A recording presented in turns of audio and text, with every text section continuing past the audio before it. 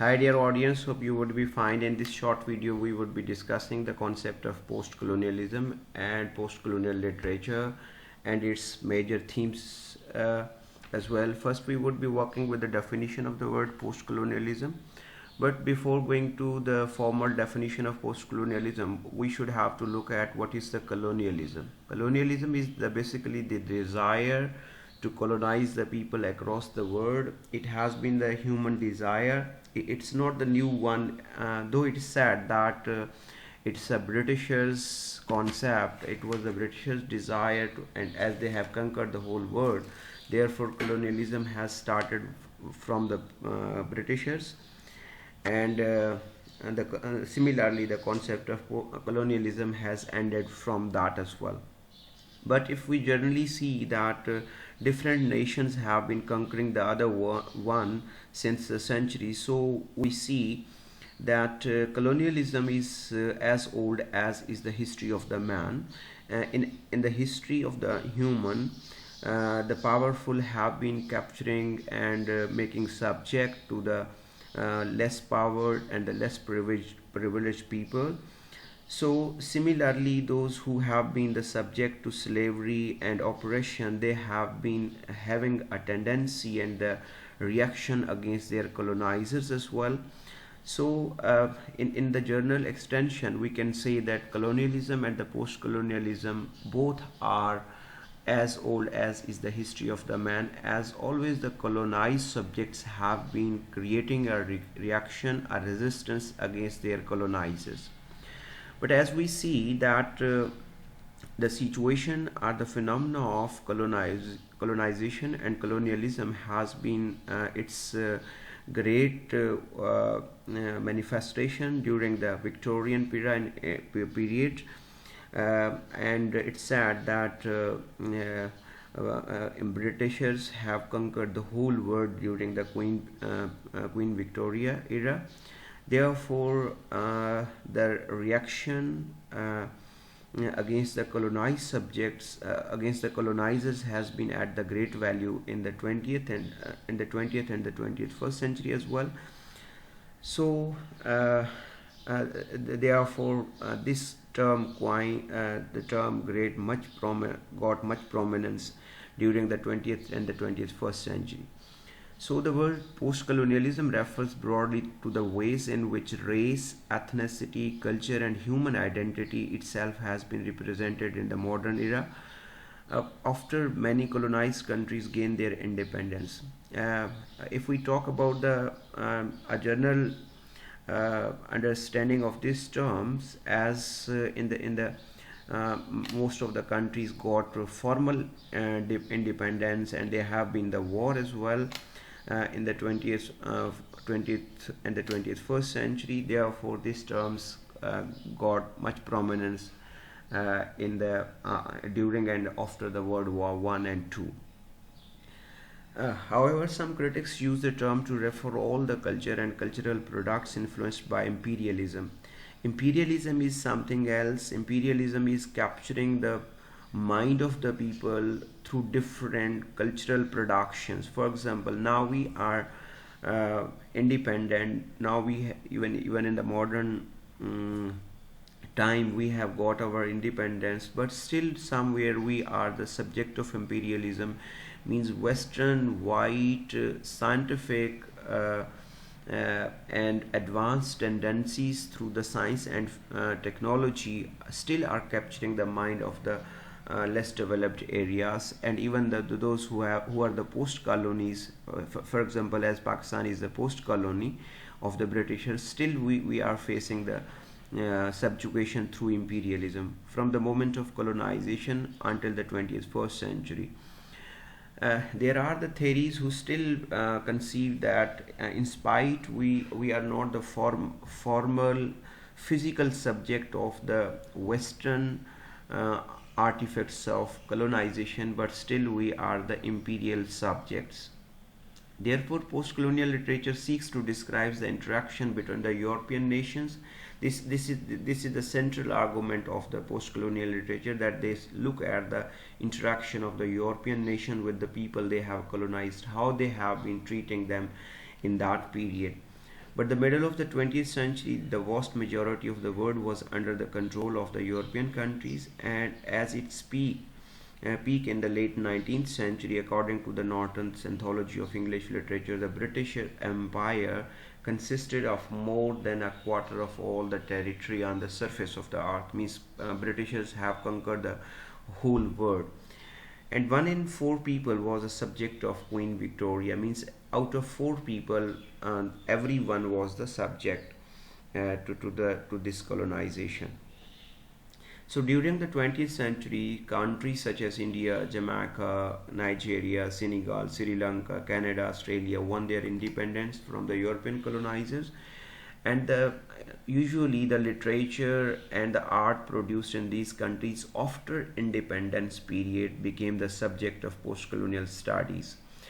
So an area, this is basically post-colonial literature is an academic concentration, and from here the word academic concentration means that post-colonial fiction has majorly focused on the relationship of the colonizers and the colonized, and exploitation done by the colonizers, and the reaction of the colonized against those tendencies of oppression.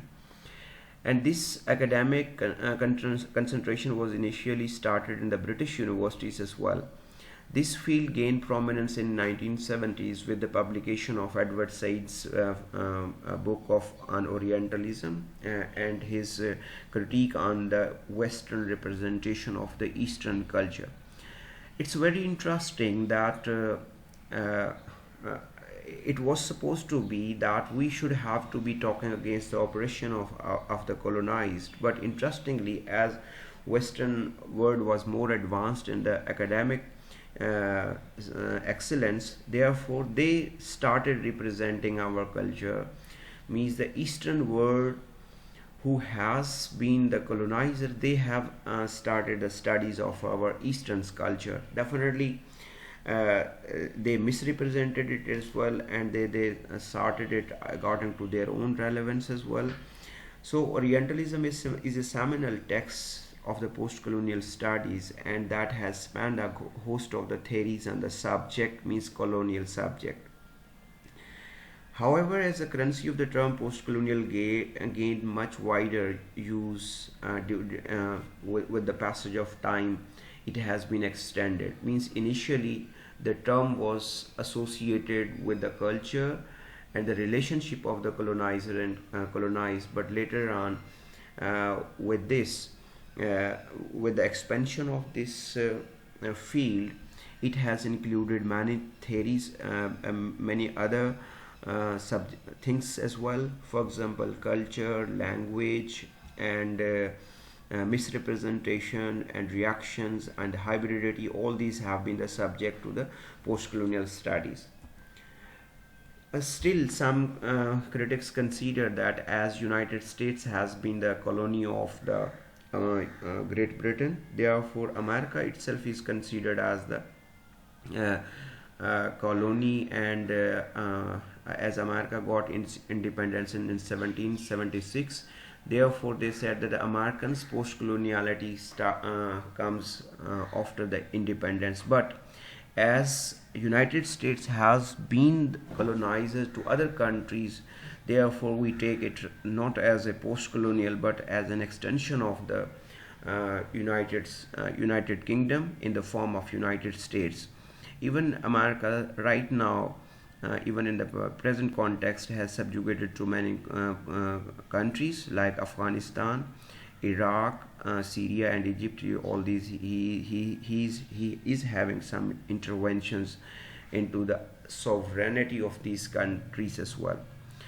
And even I'm not talking of the intervention in the sovereignty of these countries, but if you are subjugating these countries, means less developed countries, through imperialist constructs like economic imperialism, like cultural imperialism, like educational imperialism, like the imperialism of the race, still that adds to the concept of coloniality. In other vein, Canada and Australia, though former colonies of Britain, are often placed in a separate category because of their status as the settler countries and because of their continuing membership in the British Commonwealth of the Nations. Means still they are the settlers, but somehow they have got their position in the Commonwealth nations. Means still they have been a colony at one time, but now as they have got the status of the colonizers. Some of the major voices in the works of post-colonial literatures are Salman Rushdie's novel Midnight Children, Chinua Achebe's the novel God of Small Things, Michael Ontagu's The English Patient, Fanon's The Wretched of the Earth, Jamaica's Conquered, A Small Place, where they have been talking of this reaction against their colonized. Isabella Allende, The House of the Spirits, J.M. Coetzee's The Waiting for the Barbarian, and Disgrace. Derek Walcott's Omeros and Evan Boland's Outside the History. These are some selected poems from the Evan Boland, in which he has talked about these operations. Now we talk that which the major themes are included are the center and the heart of these such texts. Majorly, these post-colonial texts deals with the theme of racism, means how the white and black have been treated as on the theme of race. Those blacks have never been allowed to anywhere, and where there have been the colonial masters, they have created this category of the race, as the white considers themselves as supreme and the superior race. Therefore, they have been humiliating the colonized objects and the subjects through this discrimination of the race. Racial discrimination is the theme that runs throughout the post-colonial discourse, as the white European consistently emphasize their superiority over the darker skinned people. So the post-colonial fiction in Africa and even in India has dealt with this theme of race. For example, if we talk about the theme of race in the A Passage to India, we can see that it was written usually on the ceremonies or on the functions that Indians and the dogs are not allowed to enter in the gathering of the white people. So this is the document or point which speaks about the theme of race. This was the most evident in South Africa, whose policies of apartheid was institutionalized in the national laws. Means in Africa it was institutionalized that white and black people cannot mix, and the black people are not allowed to go everywhere in their country. Though they were free people, they were having their own country, they were having their own laws, but they were not allowed to go everywhere. These laws included the Prohibition of the Mixed Marriages Act and the Immortality Act, which prohibited sexual intercourse and marriages between the whites and the blacks. Means the whites and black, they could not get the marry. The Groups Areas Act limited black access to the areas reserved for the whites. Means some particular places was reserved for the whites, and the blacks were not allowed to enter in those places. The only blacks permitted in these areas were the workers, means the like factories, who first had to apply for the state permission. Even in such places, they have to seek the permission of the state. The Population Registration Act categorized Africans into the racial groups which were based upon the person's appearance, means how he looks. If he looks good, if he seems more civilized, then his entry into some particular places would have been permitted by the state, and the education and the manners. All these have been the parameters and defining categories for the entry and the movement of the black people. So we see that these texts, means post-colonial texts, have majorly focused on the theme of race. Perhaps the most insidious of the apartheid laws were the Bantus Authorities Act and the abolition of the passes. Means there were some people who were having the passes to move or to go anywhere, But on account of this, on the theme of this race and the prejudice of this race, they have abolished the passes and the coordination of the Document Act. The former relegated all Africans to their native lands and laid the groundwork for the denationalized of the black colored Africans. The later required all the Africans, means here I'm talking about this Document Act and abolition of the passes, required a photograph containing identity papers, fingerprints, and work history. That everything has to be written on that pass. Strict penalties were meted out if a person could not produce a passbook. The fiction of Nadine Gordimer's and the Quitseys, both white South Africans, show that they have been talking on these, consciously talking on these oppressive strategies of the white, how apartheid devastated the country morally, emotionally, and economically. You know, the law or the civic affairs give the equality and equity to everyone. Once you are a state, then you are once you are a national of a state, then you are an equal citizen. But in spite of these freedom slogans, the black have been treated as the second citizens or the creature of lesser order. Coetzee's characters are often privileged whites who are forced to acknowledge the material and psychological harms, means they have been harming. The white character usually harm of the blacks and the economically less privileged characters, and that apartheid has caused the black Africans. Even we have come to know through different movies that black have been sold as the slave as well in the markets, and there was a transaction or the business of this humans on the basis of the race. Racism is a primary theme in the writing of Walcott, Kincaid, Fanon, and Denticats as well.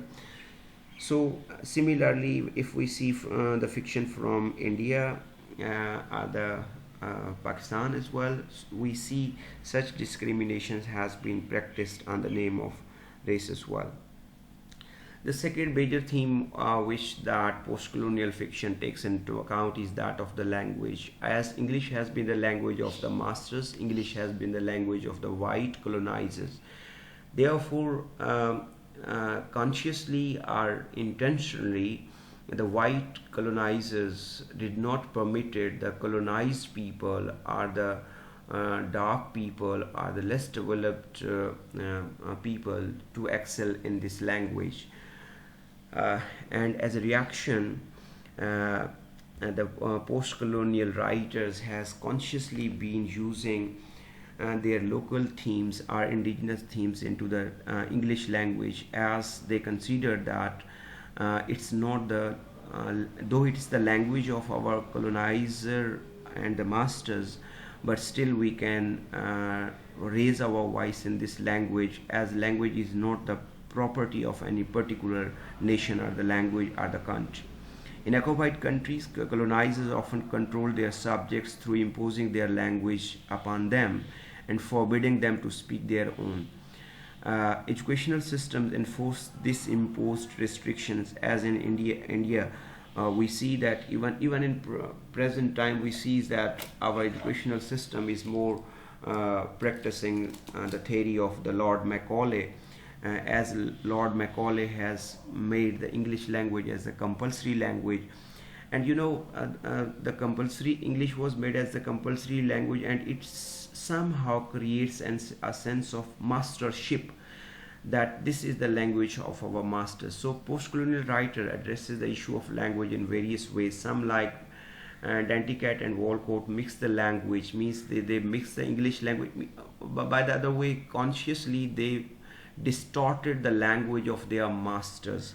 For example, they introduced their local themes in that language. They introduced their local dialects are the words and the phrases in the English language, and as a reaction are by a conscious reaction they introduced the indigenous language, creating a hybrid tongue that underscores the fractured nature of the colonized mind. Similarly, it sees that it goes on the both ways, that why the post-colonized are going to talk in the language of their masters means to some extent they are impressed by the language of their masters. Why not they are going to uh, speak their in own language? But here the more interesting argument is that as the indigenous people or the colonized people wants to raise the voice, and they want to convey their message to the international, even to the colonizers, that we are not subject, we are having some grievances. These grievances, for this necessity, they talked in the English language as well. And the Anglophone narratives were the Indian folk legends to create a novel that underscores that how the Native Americans have to create a coherent whole of the desperate ways of seeing, describing. As you know, the white colonizers have been misrepresenting the Eastern or the colonized subjects. Therefore, uh, they were having a particular lens of looking. Therefore, the post-colonial subjects has rewritten their history by adopting the English language and being in the world. Some critics worry that the post-colonial works studied in the universities are chosen for their postmodern style rather than the ways in which they are described the real world operation of the people from the former colonies. This might be the problem with the post-colonial studies. For example, we have included the text Things Fall Apart in our course, but mostly how we teach to our students are how the our syllabus designers takes that text not as a reaction against the colonizers, but they just see that how it has been taken as a postmodern text, the modern has been written in the postmodern style. You know, postmodern style text blend the language, blend the themes, and it use fragmentation, it use technology, it use fragmentation in its theme. Therefore, we are going to look at our post-colonial text from the stylistics point of view, not from the from the narrative or the resistance texts. So, in their desire to reclaim a past that has been taken from them, post-colonial writers often address the question of identity, either multiplicity or explicitity in their work. However, doing so often requires using the language of the colonizers. Means somehow or by the other way, we are bound to use the language of our colonizer, which in itself complicates the desire to become the person they thought they were or should have to become. Means somehow we cannot separate ourselves from the language of our colonizer masters. The inability to return to a past now gone forever is a sequence of the notion of the hybridity. Now, this is a solace to this our disappointment that we cannot separate ourselves from the English language, that now the world has more moved to multiculturalism and hybridity. Therefore, we should have to proceed with our voice but in English language. So, hybridity refers to the admixture of the practices and science from the colonizing and the colonized culture, and it is a central fact of the post-colonial experience, and it is evident in almost all the post-colonial texts. Colonizers are as much as part of the colonized as the colonized are of the colonizers. Means similarly, now we are interacting through language. Colonizer and the colonized are making our claims through the language, which is the English. This cross-cultural fertilization, you know, the world has moved to more a global situation. Now it's segregated, discrimination, or the physical segregation is not possible. So now we are learning a lot from the Western world, and Western world is learning a lot from our culture. So this cross fertilization of cultures can be positive as well and as dangerous as well. As you know, cross fertilization of cultures uh, deters are, harm to our own indigenous values, and the writers often show an ambivalent attitude towards this phenomena, the phenomena of hybridity. This is all about identity, language, and race. So, which has been practiced in that post-colonial literature. Uh, Now, post-colonialism is more like a fluid state of interaction. Uh, it's more like a fluid site of expressing one's voice. With this, I seek permission. If you have any question, you may ask me in the comment section. Thank you very much.